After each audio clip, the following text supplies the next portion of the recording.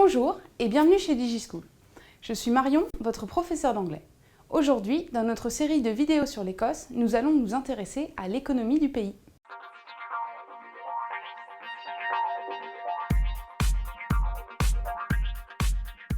Alors, afin d'en savoir plus sur l'économie du pays, intéressons-nous tout d'abord à la population écossaise. Grâce à cette infographie publiée par l'Office national des statistiques britanniques, nous voyons que la population, avec 5,3 millions d'habitants, la population écossaise représente 8% de la population du Royaume-Uni. C'est une population qui est plutôt plus vieille que celle du reste du pays, avec 41,5 ans. Ce n'est pas la plus vieille, nous avons vu que la plus vieille était celle du Pays de Galles. Et où se trouvent les Écossais? Nous avons vu dans la partie centrale du pays. On retrouve ici les principales villes. Donc c'est là que va se concentrer l'activité économique. Mais comment se structure l'économie du pays?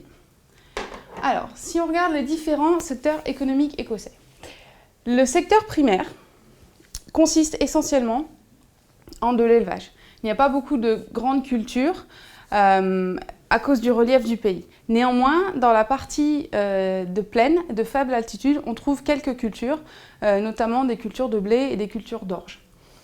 Le secteur primaire regroupe également les ressources énergétiques qui sont essentiellement situées en mer du Nord, dans des forages en mer.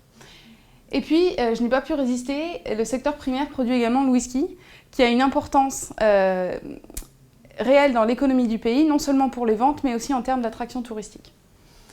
Le secteur secondaire, donc tout ce qui est transformation, industrie, est un peu en difficulté actuellement en Écosse, comme dans beaucoup de pays d'Europe.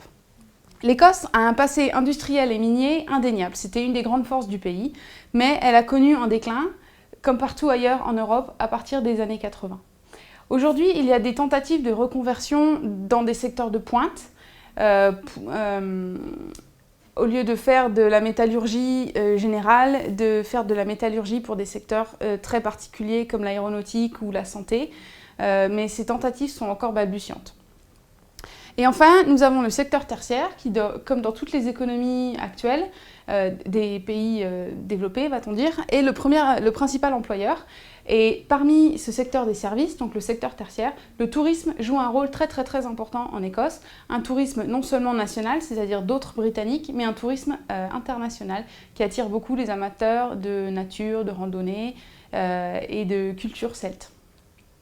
Vous avez ici une petite infographie représentant la structure de l'économie écossaise. Donc on voit que le secteur des services représente 73%, donc presque les 3/4 de l'économie écossaise.